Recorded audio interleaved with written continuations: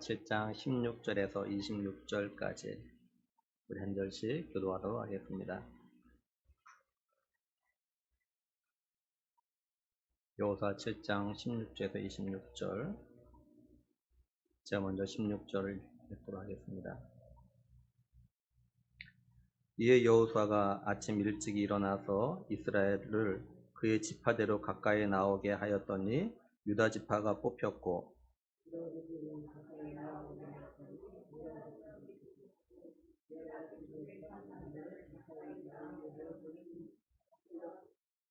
삽디의 가족 각 남자를 가까이 나오게 하였더니 유다 지파 세라의 증손이요 삽디의 손자요 갈미의 아들인 아간이 뽑혔더라.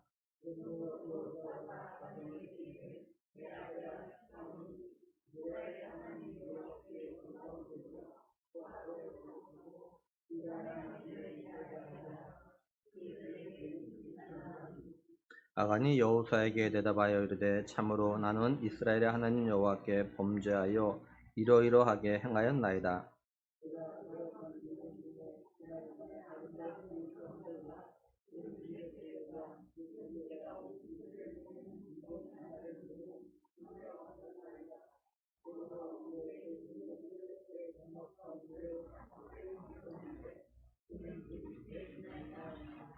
이에 여호수아가 사자들을 보내매 그의 장막에 달려가 본즉 물건이 그의 장막 안에 감추어져 있는데 은은 그 밑에 있는지라.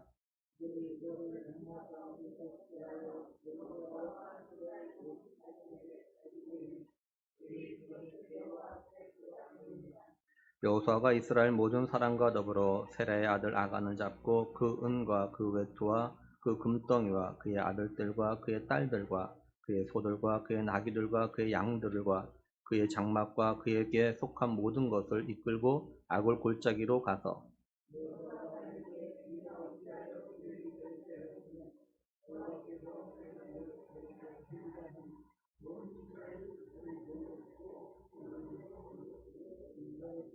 같이 보겠습니다. 그 이외 돌 무더기를 크게 쌓았더니 오늘까지 있더라. 여호와께서 그의 맹렬한 진노를 그치시니 그러므로 그곳 이름을 오늘까지 아골 골짜기라 부르더라. 아멘. 이스라엘이 아이와의 전쟁에서 패배하고 이제 도망쳐 오면서 36명이 죽습니다. 이걸 보고 들은 여호수아가 어떡하냐면 자기 옷을 찢고 장로들과 함께 하나님의 언약궤 앞에 엎드립니다. 그리고 티끌을 갖다 머리에 뒤집어 쓰고 해가 저물 때까지 있어요. 하나님께서 여호수아에게 왜 이러고 있냐라고 하면서 일어나라고 하십니다. 하나님께서는 이제 여호수아에게 이스라엘이 아이와의 전쟁에서 패배한 이유를 갖다 이제 말씀을 하셔요. 하나님께서 왜 이스라엘이 아이와의 전쟁에서 패배했다고 하냐면 하나님의 명령인 하나님의 언약을 갖다 어기고 하나님께 온전히 바쳐진 물건을 갖다가 누가 도둑질해 가서 그런 거라고 하십니다. 그러면 하나님께 뭐라고 하시냐면은 그 온전히 바쳐진 것을 갖다가 제거하지 않으면 앞으로 하나님께서 이스라엘 백성들과 함께하지 않겠다고 하십니다. 그리고 이스라엘 백성들은 앞으로 전쟁에서 절대 승리할 수 없다라고 이렇게 하셔요. 이제 하나님께서 하나님께 온전히 바쳐진 것을 갖다 가져간 사람이 누군지를 갖다가 알리는 방법을 갖다 말씀하십니다. 하나님께서 이제 먼저 지파별로, 그 다음에 족속별로, 그 다음에 가족별로 남자들이 한편 나오면은 하나님께서 그 중에 뽑아서 하나님께서 누가 그걸 가져간지 이제 드러내시겠다라고 하셔요. 만약에 그렇게 해서 뽑힌 사람은 불사름을 당할 것인데 그 사람뿐만이 아니라 그에게 속한 모든 사람들, 모든 가족들 다 같이 이제 불살라 죽게 해야 된다라고 하나님께서 말씀하십니다. 하나님부터 이 말씀을 들은 여호수아가 이제 그 다음날 아침에 일찍 일어나서 이스라엘을 갖다가 지파별로 먼저 불러 모읍니다. 지파별로 불러 모아서 뽑았더니 누가 뽑히냐면 유다 지파가 뽑힙니다. 유다 지파가 뽑힌 다음에 그 다음에 누가 뽑히냐면은 이제 유다 지파 중에서 세라 족속이 뽑혀요. 세라 족속을 모아놓고 하니까는 이제 삽디의 가족이 뽑힙니다. 삽디 가족의 남자들 불러 모아서 뽑았더니 이제는 아간이 뽑혔습니다. 이 상황을 갖다 묵상한 가운데 이런 생각이 들었습니다. 뭐냐면 아간은요 자신이 하나님께 바쳐진 것을 갖다 가져가 놓고 지금 그 사람이 누군지 갖다 뽑는 이 상황이 있는데 이때 어떤 마음이었을까라는 생각이 들었어요. 아간은 자신이 속한 유다 지파, 그 다음에 세라 족속, 삽디 가족으로 점점 그 범위가 좁혀오고 있을 때 어떤 마음이었을까라는 거죠. 아간은 왜 자신이 하나님의 것을 갖다가 가져갔음에도 불구하고 왜 자백하고 있지 않았을까라는 생각이 들었어요. 아간은 하나님께서 자신이 가져간 걸 모를 거라고 생각했거나 아니면 자신이 뽑히지 않을 수 있다라는 생각을 아마 했을 거예요. 그래서 아간은 끝까지 한번 지켜보고 있는 겁니다. 우리가 이걸 통해서 알 수 있는 건 뭐냐면 아간은요 하나님에 대해서 몰라도 너무 몰랐다라는 것이에요. 하나님께서 자신의 마음과 행동을 다 보고 계신다는 걸 갖다가 아간은 몰랐습니다. 한마디로 하나님 능력을 갖다가 몰랐습니다. 아니 아간은요 하나님 능력을 갖다 믿지 않았어요. 분명히 이스라엘 백성들이요 하나님의 말씀대로 그 거대한 여리고 성이 무너지는 것을 갖다가 저들이 봤습니다. 그래서 저희 자신들이 가서 이 여리고 사람들 갖다가 칼로 죽이고 그 다음에 하나님께 바쳐야 되는 걸 갖다가 하나님의 곳간에 넣었단 말이에요. 그렇죠? 그러니까 아간을 비롯해서 이스라엘 사람들은요 이제 며칠 전에 이런 걸 갖다 경험했는데 아간은 자신이 하나님께 바쳐진 걸 갖다 훔쳐갔다는 걸 하나님이 모를 거라고 좀 생각을 하고 있다라는 거죠. 근데 안타깝게도요 오늘날 많은 성도들과 청년들에게도 이 아간과 같은 모습 또 아간과 같은 생각을 가지고 믿음 생활하는 사람들이 있다라는 겁니다. 특히 교회에 나온 지 오래되고 또 소위 모태신앙을 가진 사람들 가운데 이런 사람들이 있다라는 거죠. 분명히 자랄 때부터 가정에서 또한 교회에서 하나님의 능력에 대해서 배웠습니다. 또 자기 부모님으로부터 하나님이 기도에 응답하신 걸 갖다가 들었습니다. 이처럼 하나님의 능력을 갖다가 자신의 가정과 또한 자신의 일을 통해서 일하시는 그 하나님 갖다 경험해서 알고 있다고요. 그럼에도 하나님께서 자신의 마음과 생각 그리고 자신이 하나님 앞에서 행하는 범죄는 하나님이 모를 거라는 생각을 갖다가 하고 있다라는 거예요. 그래서 아무리 말씀을 통해서 하나님께서 찔림을 주시고 지적해도 회개하지 아니하고 회개에 합당한 삶을 갖다가 살지 않는 거죠. 한마디로 뭐냐면 끝까지 버티는 겁니다. 근데 이런 모습이 아간이나 오늘 우리에게만 있는 것이 아니라요. 사실 이스라엘 백성들에게는 늘 이랬습니다. 하나님께서 이런 하나님의 백성 유다 백성들에게요. 예레미야 선지자를 통해서 뭐라고 하셨냐면 예레미야 29장 19절 보면 여호와의 말씀이니라 너희들이 내 말을 듣지 않았기 때문이니라 내가 내 종 선지자들을 너에게 꾸준히 보냈으나 너희는 그들의 말을 듣지 않았느니라 여호와의 말씀이니라 이렇게 말씀을 해요. 하나님께서요 자신의 백성들에게 선지자를 통해서 오늘날로 말하면 목회자를 통해서 회개할 것 같아 계속 말씀하셨어요. 근데 많은 사람들이 하나님의 말씀을 갖다 듣지 않아요. 한마디로 끝까지 버티는 거죠. 그래서 하나님은 유다를 향해서 진노하셔서 결국 유다가 바벨론에 멸망하고 맙니다. 근데 유다 백성들이 이렇게 된 게 하루아침에 이렇게 된 것이 아니에요. 하나님 뭐라고 말씀하시냐면요. 예레미야 22장 21절에 보면 네가 평안할 때 내가 내게 말하였으나 내 말이 나는 듣지 아니하리라 하였나니 네가 어려서부터 내 목소리를 청종하지 아니함이 내 습관이라 이렇게 말씀을 해요. 하나님의 백성들이 어려서부터 하나님 말씀에 순종하지 않는 버릇이 있어서 결국 그게 습관이 되어버렸다 이렇게 말씀을 해요. 그래서 어린이들도 하나님 말씀에 순종하지 않는다는 겁니다. 오늘 우리도 그렇고요. 또한 우리 자녀들도 우리 다음 세대도 마찬가지예요. 어렸을 때부터 또 다른 말로 하면 예수님을 갖다가 처음 믿을 때부터 예수님을 갖다가 자신의 구원자로 믿고 영접했을 때부터 하나님 말씀대로 순종의 삶을 살려고 노력하지 않으면 하나님 말씀에 순종하는 것이 습관되지 않으면 불순종이 습관이 되어버리고 만다라는 겁니다. 그래서 몇 번 말씀드렸지만요. 우리 자녀를 갖다 믿음으로 양육하는 과정 가운데서 자꾸 고집 피울 때 이럴 때 부모가 매를 들어서라도 그 고집을 꺾지 않으면 그 아이가 자라면서 계속해서 하나님 앞에서도 고집을 피운다라는 거예요. 이게 기독교 교육학자 한 말이에요. 저는 이 말에 절대적으로 공감합니다. 왜냐면 지금까지 보고 오고 있기 때문에 그래요. 고집 피우는 사람 보면요. 하나님 앞에서 고집 피우더라고요. 그러니 한번 우리 자신들과 우리 자녀들 갖다 한번 잘 돌아보세요. 하나님 말씀의 순종과 불순종 가운데서 어느 게 더 익숙한가요?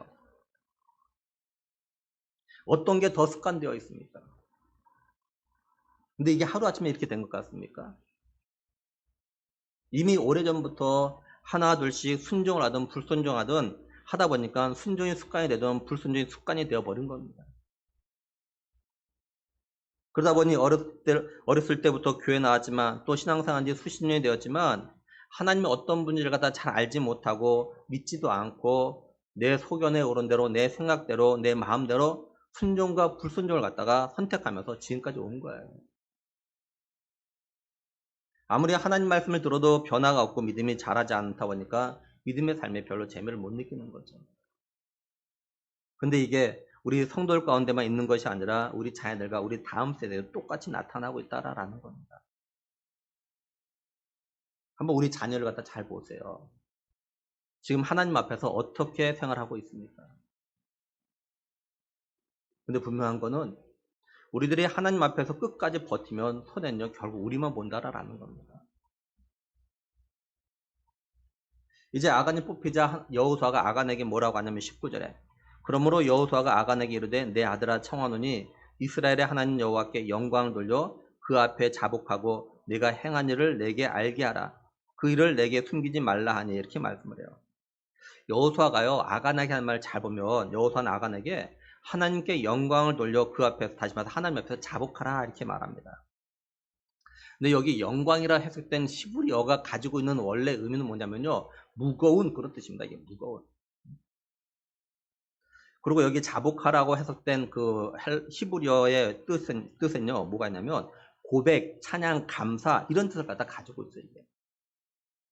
그러니까 여호수아가 아간에게 하는 말이 뭐냐면 하나님을 갖다 좀 무겁게 여기고 다시 말해서 좀 하나님을 두려워하고 하나님 앞에서 네가 한 일에 대해서 고백하라라는 겁니다. 그게 바로 하나님께 영광을 돌리는 거라 이렇게 이야기해요. 왜냐하면 하나님 앞에서 아간 내가 한 걸 잘못을 갖다 고백하면 그걸 통해서 사람들이 하나님 갖다 두려워하게 되고 하나님 모든 걸 알고 계신 분이라는 것을 갖다가 이들의 생각을 가지게 됨에 따라서 앞으로 하나님 앞에서 이런 범죄를 갖다 행하지 않기 때문에 그렇다라는 거예요. 그리고 우리가 성경을 통해서요 하나님께 영광을 돌리라는 말이 자기 죄를 갖다 인정할 때 자주 사용되고 있다는 것 갖다 좀 알 필요가 있어요. 우리 일반적으로 이렇게 성도들은 뭐냐면 하나님께 영광 돌린다. 이거는 내가 늘 착하고 좋은 일 이런 일을 해만 하나님께 영광 돌린다라고 생각을 합니다. 근데 의외로 성경에는요 하나님께 영광을 돌리는 것이 내 죄와 잘못을 갖다 앞에 인정하고 고백하고 회개할 때 이것과 연관시켜서 나오고 있다는 것이에요. 예를 들면 엘리 제사장 때 이스라엘과 블레셋이 자꾸 전쟁을 하죠. 근데 계속 이스라엘이 져요. 그래서 이스라엘이 어떻게 하냐면 이스라엘 백성들이 하나님의 언약궤를 가지고 블레셋까지 전쟁에 나아가죠. 근데 또 지고 말아요. 그래가지고 하나님의 언약궤도 빼앗깁니다. 블레셋 사람들이 하나님의 언약궤를 갖다가 자신들의 신으로 섬기는 게 다곤 신전에다 갖다 놔요. 근데 다음날 보니까 다곤 신이 하나님의 언약궤 앞에 엎드려져 있는 겁니다. 땅에 다 있어요. 그리고 이제 뭡니까 머리와 손목이 끊어지고 문지방에 있고 다곤의 몸뚱이만 남아 있는 겁니다. 그리고 하나님의 손이 이제 블레셋 사람들을 갖다가 쳐요.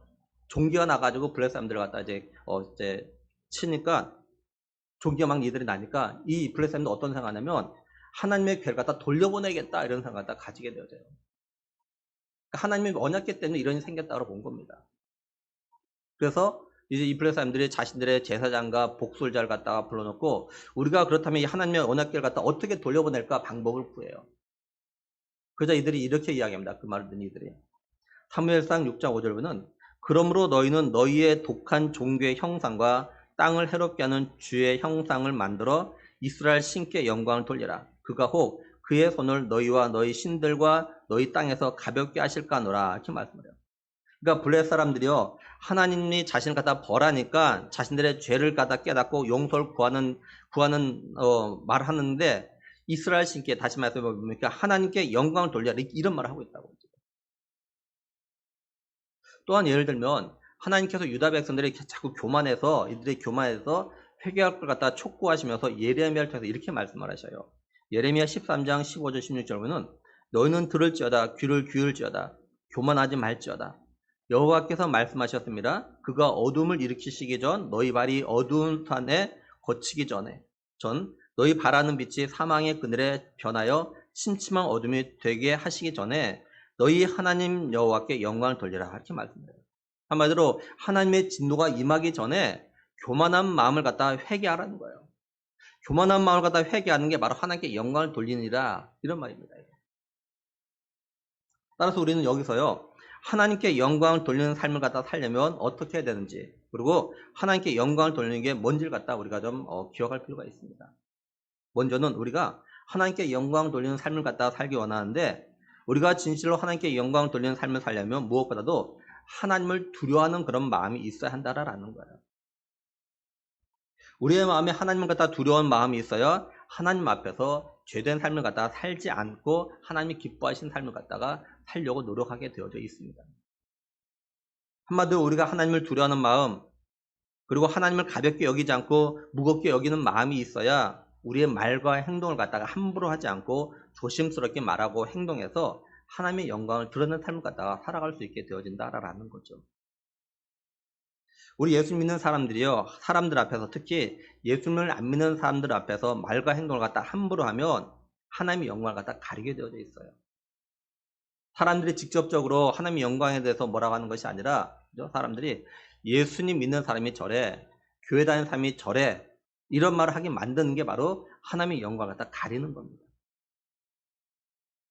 물론 어떤 때는 사람들이 직접 대놓고 이런 말 하지 않지만 마음이나 생각으로 이렇게 한다면 이것도 하나님의 영광을 갖다 가리게 되어지는 거죠. 이렇게 되면 우리가 전도를 하려고 해도 전도하는 게 어려워지는 겁니다. 전도하다 보면은 기독교에 대해서 반감을 가지고 있고 또한 거부감을 나타내는 사람들 가운데 보면요. 이전에 교회 다니는 사람들에게 받은 상처나 교회 다니는 사람들로 인해서 겪었던 안 좋은 경험들이 있는 사람들이 대부분입니다. 물론 이들이 직접적으로 받은 상처나 안 좋은 경험도 있겠지만 때로는 뉴스에서 교회나 예수 믿는 사람들이 했던 잘못들이 나옴으로 인해서 그걸로 인해서 교회와 기독교에 대해서 거부감을 나타내는 그런 일들이 생기는 거죠.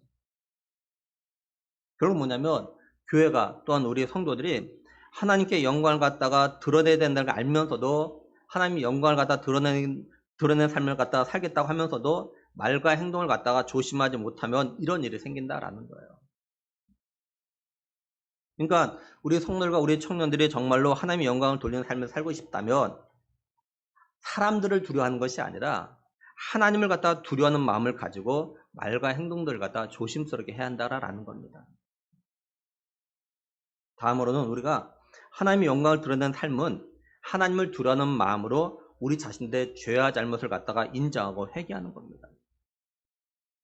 우리가 하나님께 범죄한 것들에 대해서 인정하고 회개하는 건 두 가지로 생각해 볼 수가 있어요. 하나는 뭐냐면 내가 하나님께 지은 죄를 갖다가 내 주변 사람들에게 이야기하는 겁니다. 내가 하나님 앞에 이런 죄를 지었다. 이런 잘못 지었다. 이렇게 공개하는 거예요. 공개적으로.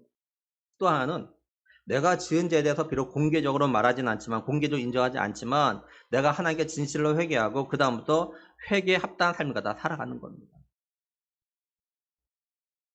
근데 우리가 기억할 거는 내가 하나님께 범죄한 건 단순히 하나님 말씀에 불순종한 것만 말하는 것이 아니라 내가 사람들에게 잘못하고 죄를 지은 것도 포함된다라는 거죠. 그리고 우리가 단순히 내가 지은 죄를 갖다 공개하든 공개하지 않든 인정하는 게 중요한 것이 아니라 죄를 인정했다면 정말로 회개했다면 그 다음에 회개에 합당한 삶이 있어야 한다라는 거예요. 이게 진짜 하나님의 영광을 드러내는 삶입니다. 단순히 회개하고 공개했다는 것이 아니라 회개에 합당한 삶을 살아갈 때 이 하나님의 영광을 돌려드리는 거예요. 근데 오늘날 많은 그리스도인들이 자신의 잘못과 죄를 갖다 인정하고 회개했다고 하면서도 회개에 합당한 삶을 사는 모습들이 잘 안 보인다라는 거죠. 그래서 세상 사람들은 기독교는 자기가 지은 죄에 대해서 하나님께 회개했다고 하면 잘못했다고 용서만 굴면 그걸로 끝이라고 하면서 비난하고 비웃고 조롱하는 겁니다. 세상 사람들이 생각할 때 정말로 잘못했다는 것은 다시는 그런 삶을 살아지지 않아야 된다고 생각하고 있어요. 세상 사람들은. 근데 우리 예수 믿는 사람들은 내가 하나님께 지은 죄를 갖다 내가 하나님께 회개하면 그걸 끝이라고 생각합니다. 난 다 용서받았으면 괜찮다고 생각해요. 근데 세상 사람은 그렇게 생각하지 않고 있거든요. 그래서 자꾸 비난하고 비웃고 조롱하는 거예요. 우리 성도들이 자신이 하나님 앞에든 사람에게든 잘못한 걸 인정하고 회개했다면 그에 따른 합당한 삶이 있어야 됩니다. 행동이 있어야 돼요. 예를 들면 내가 사람들에게 잘못했으면요, 용서를 구하고 그 잘못에 대해서 내가 보상할 게 있다면 최선을 다해서 보상을 해야 되는 거죠. 근데 사람들이 잘못했다고 말만 해놓고 보상할 것이 있는데 보상하지 않는다면 사람들은 우리가 잘못했다고 말하는 걸 갖다 인정하지 않아요.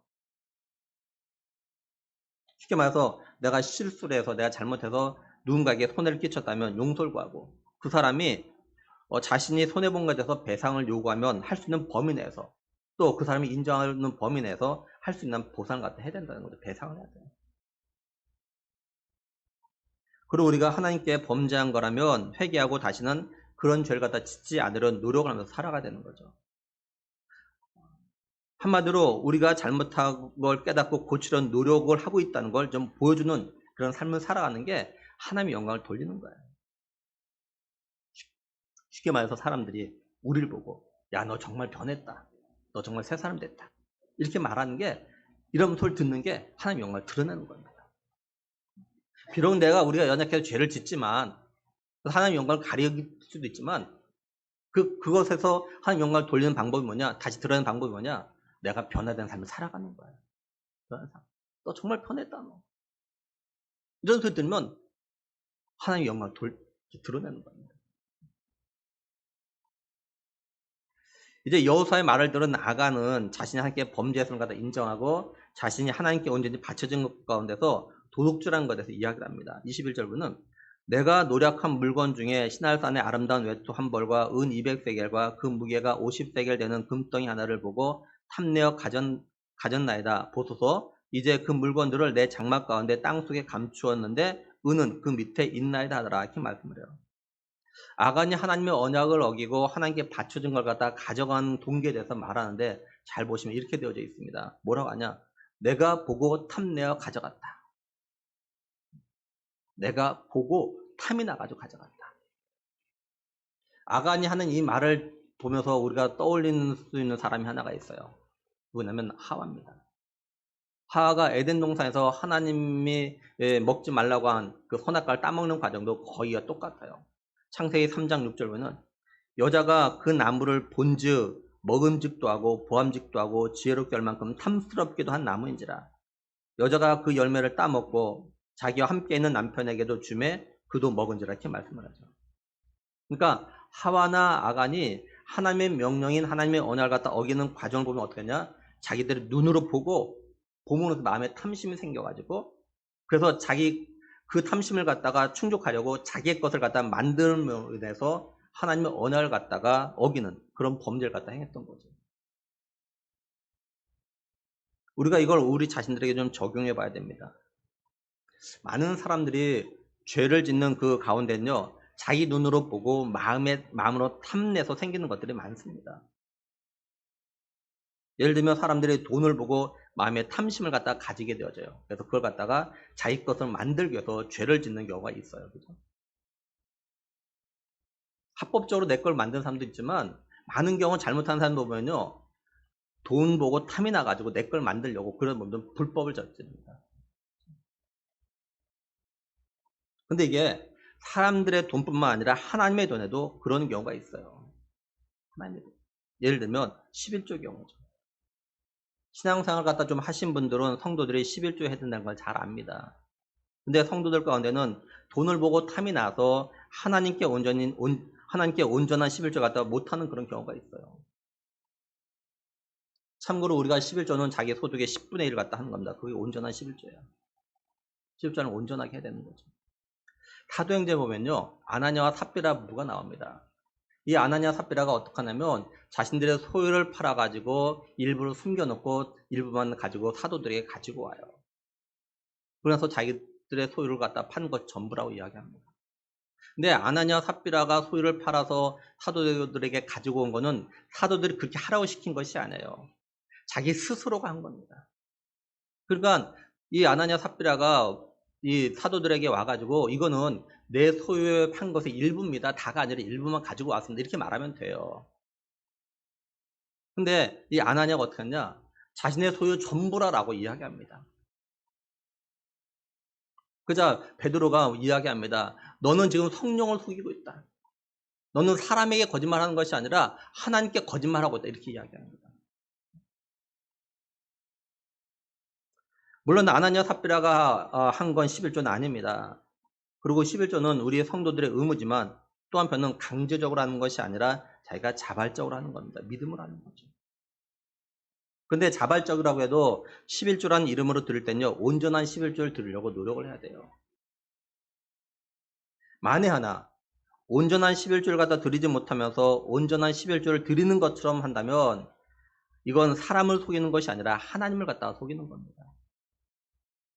하나님은 우리가 드리는 11조가 온전한 11조인지 아닌지가 다 알고 계시거든요.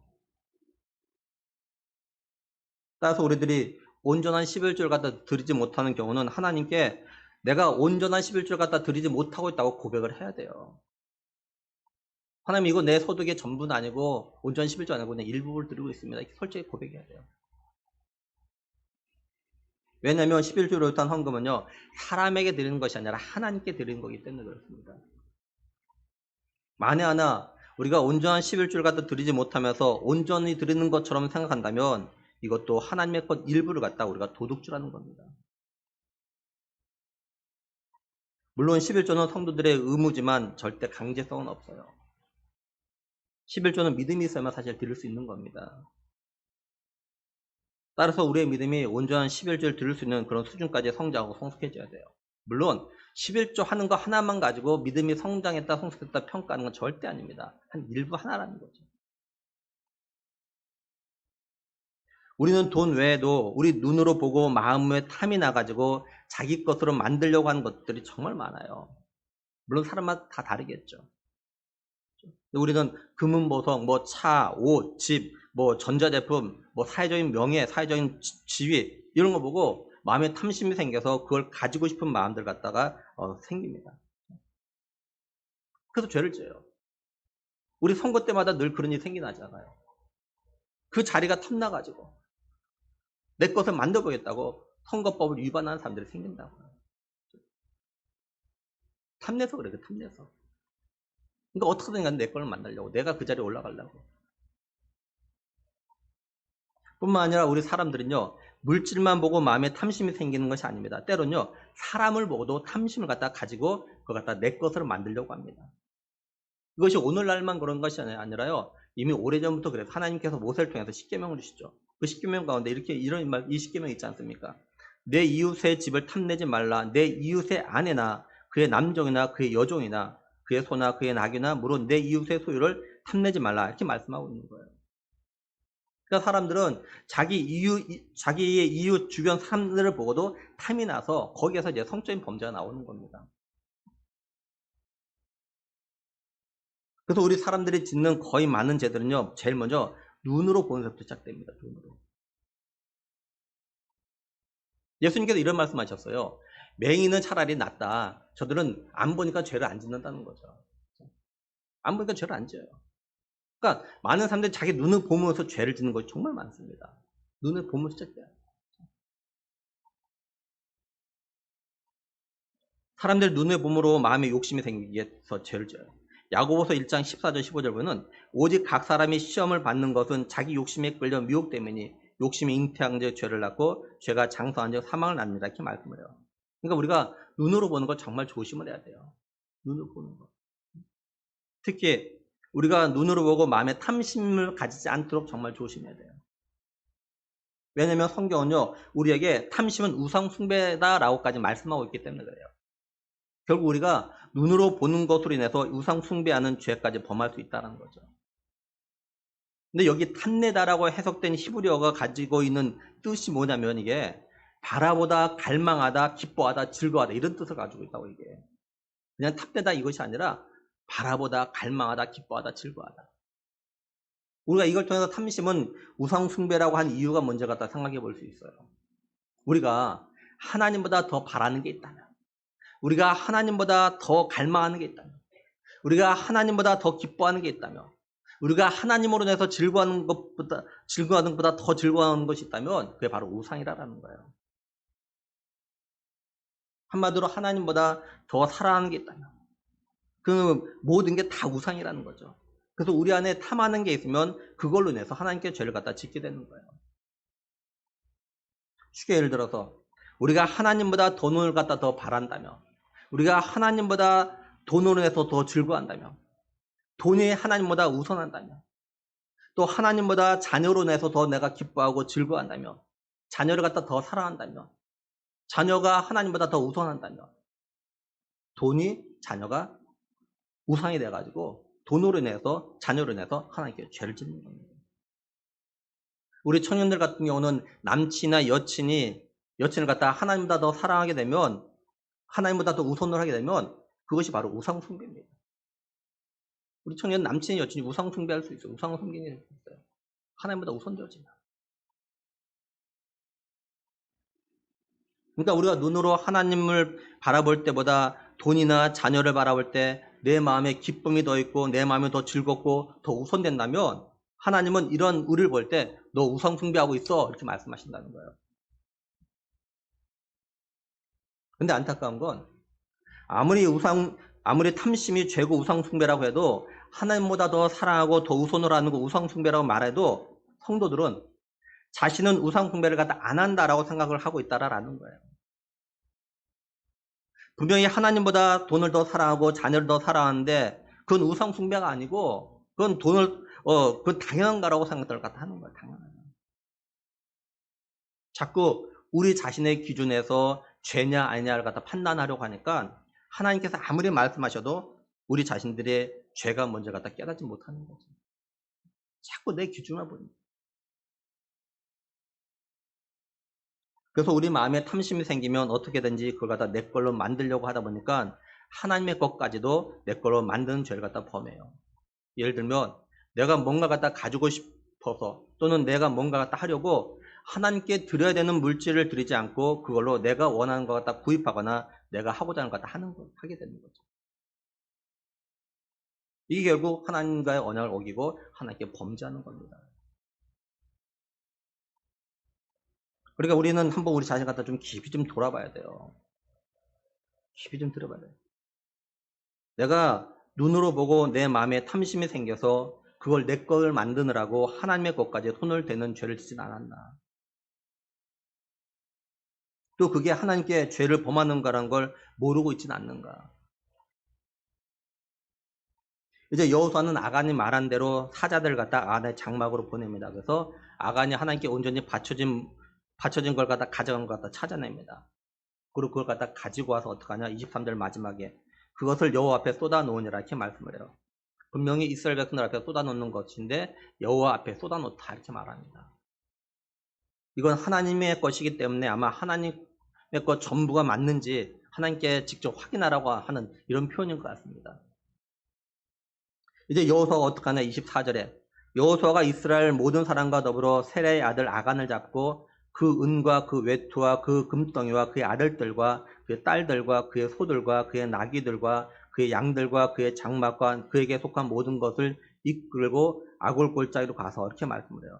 그러니까 여호수아는 이스라엘 백성들과 함께 아간을 잡아가지고 아간이 훔쳤던 물건과 함께 아간의 모든 속한 사람들, 뭐 가족들 모두 다를 갖다가 아골 골짜기에 데려가서 거기서 돌을 던져서 죽이고 불태웁니다. 우리가 여기서 한 가지 생각해 볼 것이 있어요. 뭐냐면 아간이 하나님의 것을 갖다 훔쳤는데 그의 가족들도 왜 다 죽여야 되는 걸까라는 겁니다. 왜들도 다 죽는 거야? 그건 아간 한 사람 죄 때문인데 한편은요 가족들도 공범이기 때문에 그래요. 아간이 하나님께 온전히 바친 걸 갖다 훔쳐서 어디에 숨겼냐면요 자신의 장막 가운데 땅 속에 감추었습니다. 그렇다면 아간이 이렇게 자신의 장막에 숨기려면 결국 가족들도 모두 알게 되는 거죠. 가족들도 남편이 자기 아버지가 숨긴 걸 알았을 텐데 이거에 대해서 가족들 어느 누구도 누구에게 알리지 않았고 또한 지파별로 가족 뽑히는 그 과정에도 침묵하고 있었다라는 거죠. 한마디로 가족 모두 공범이고 또한 가족 모두가 회개할 기회를 갖다 놓쳤던 거예요. 그래서 아간의 가족 모두가 함께 하나님께 바쳐진 것에 손을 대는 되었기 때문에 모두 다 함께 죽게 되는 겁니다. 그래서 아간의 대는요 끊어지고 말아요. 이와 비슷한 경우가 아까 말씀대로 아나니아 삽비라 부부의 경우입니다. 삽비라는 자기 남편이 그 자신의 소유를 갖다 판 것 중에서 일부만 가지고 갔다는 걸 알아요. 근데 전부라고 말하는 그런 죄를 갖다 지은 거죠. 이 삽비라가 와가지고 베드로나 사도에 와가지고 이거는 전부가 아니라 일부라고 말했다면 이 삽비라는 죽지 않았을 겁니다. 근데 삽비라도 자기 남편 아나니아처럼 전부라고 말했기 때문에 다시 말해서 하나님께 거짓말하는 죄를 짓는 그런 공범이었기 때문에 둘 다 죽었던 거예요. 이걸 우리에게 좀 적용해서 좀 생각해 봐요. 우리가 때로요, 우리의 가족들이 하나님 앞에서 범죄하는 걸 알면서도 가만히 있다면 그건 공범입니다. 우리 가족들이 믿음의 삶에서 벗어난 삶을 갖다가 살아가고 있는 걸 갖다가 알면서도 가만히 있다면 그거는 공범이에요. 하나님께서 오늘 우리를 하여금 이 말씀을 갖다 듣게 하시는 것은 우리가 지금까지 우리 가족들이 하나님 앞에서 죄를 짓는 삶을 갖다 사는 것에 대해서 침묵하고 있는 것이 죄라는 것. 다시 말해서 우리도 그 식과 똑같은 죄를 갖다 범하고 있다는 걸 공범이라는 것을 갖다가 지금 지적하고 계신 겁니다. 우린 때로는 나는 믿음 생활 잘하고 있고 내 가족만 안 하고 있다고 나는 괜찮다고 생각할 수 있어요. 하나님은 아니라고. 너도 공범이다 너. 지금 이렇게 말씀하고 계신 우리에게. 물론 우리가 그 식구에게 한두 번 그렇게 하지 말라고 말을 했을 겁니다. 근데 말을 안 들으니까 더 이상 말을 하지 않고 내버려 두는 것일 수 있어요. 근데 분명한 거는 그 한 사람의 죄와 잘못 때문에 우리 가족 모두가 어려움을 갖다 겪을 수 있다라는 거죠. 그렇다면 우리는 말을 안 듣고 말을 해도 말 안 듣고 계속해서 하나님 앞에서 죄를 짓는 그 식구를 보고 어떻게 해야 될까요? 우리 가족이 하나님 앞에서 죄를 범하고 있다는 걸 알고 있는 우리들이 또 그걸 회개하지 않으면 그 화가 가족 모두에게 미칠 수 있다는 걸 알고 있는 우리들이 하나님 앞에 나와서 기도해야 된다는 겁니다. 하나님께서 우리를 갖다 불쌍히 여기시고 하나님 앞에서 계속해서 죄를 범하는 그 식구가 자기의 잘못을 갖다가 죄를 갖다 깨닫고 회개하기를 위해서 우리가 기도해야 돼요. 우리는 그 식구가 깨닫고 회개할 때까지 한편 나올 때까지 계속해서 기도해야 되는 겁니다. 이제 말씀을 정리하면 우리가 오늘까지 3주에 걸쳐서 여호수아 7장을 갖다 좀 살펴봤습니다. 우리는 여호수아 7장에서 아간 한 사람이 하나님의 언약을 어기고 하나님께 온전히 바쳐진 것을 갖다가 손을 대므로 인하여서 이스라엘 백성들이 죽음을 당하는 그런 고통 뿐만 아니라 아간의 그 가족들이 모두 다 죽는 것을 갖다가 살펴봤어요. 한마디로 하나님과의 언약을 어기는 결과가 얼마나 무서운 죄인지를 살펴봤습니다. 또 다른 말로 하면 하나님은 죄를 갖다 얼마나 싫어하신지 우리는 이걸 갖다 살펴봤어요. 근데 하나님은 하나님의 언약을 어기는 사람들에게 어떤 죄에 대한 대가를 갖다 지불하게 하시는 것뿐만 아니라 한편으로는 죄를 지은 사람에게도 회개할 기회를 갖다 주시는 그런 자비로우신 분이라는 것도 한번 같이 살펴봤습니다. 하나님께서 예수 그리스도의 십자가 위에서 두 가지를 갖다 보여주셨죠. 하나님은 아담이 하나님과의 언약을 어긴 결과가 얼마나 큰 죄인지를 갖다 보여주셨어요. 하나님은 자신의 독생자 예수 그리스도를 갖다가 십자가에서 대신 죽게 할 만큼 죄를 갖다 싫어하시는 그런 분이셨습니다. 그런데 또 한편으로는 하나님께서는 그 십자가 위에서 하나님의 자비와 긍휼과 사랑이 얼마나 큰지를 갖다 또 보여주셨어요. 그래서 우리가 나 같은 죄인 살리시기 위해서 십자가를 지신 예수님을 생각하면서 하나님의 그 은혜와 예수님의 그 십자가의 사랑을 갖다가 갚을 수 없다고 고백하면서 그 예수님 갖다 전하는 삶을 살려고 무던히 노력하고 있는 거죠. 우리는 하나님이 언약을 어기는 것과 죄를 짓는 걸 얼마나 싫어하시는지를 갖다 꼭 좀 기억을 해야 됩니다. 그리고 죄를 갖다 절대 가볍게 여기면 안 돼요. 또 우리가 눈으로 보는 것, 마음의 탐심들을 갖다 또한 조심해야 됩니다. 그렇지 않으면 우리는 죄를 짓게 됩니다. 우리가 하나님께 죄를 지었을 때 우리가 회개와 더불어서 회개 합단 열매를 맺는 삶을 살려고 노력을 해야 됩니다. 우리가 이런 삶을 살 때 바로 하나님의 영광이 거기서 드러나는 겁니다. 내가 착하고 선하고 이런 믿음의 삶을 살아가는 것만 하나님의 영광 드러내는 것이 아니라 때론 내가 연약하기 때문에 부족하기 때문에 죄를 지을 수 있습니다.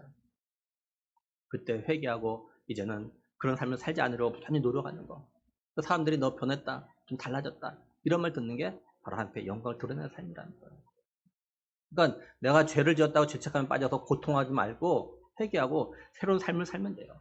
내가 하나님의 영광을 갖다 돌리지 못했다고 그것 때문에 괴로워만 하지 말고 회개하고 새로운 삶을 살아가면 됩니다. 그러면 그걸 통해서 하나님의 영광을 받으시는 거예요.